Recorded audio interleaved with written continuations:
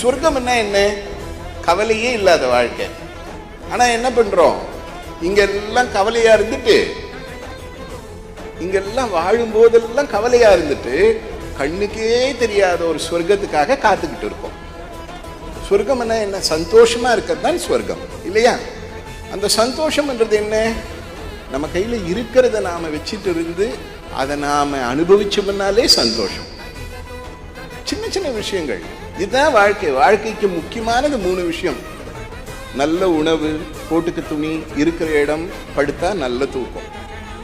இது வந்ததுன்னா இதுதான் சொர்க்கம்.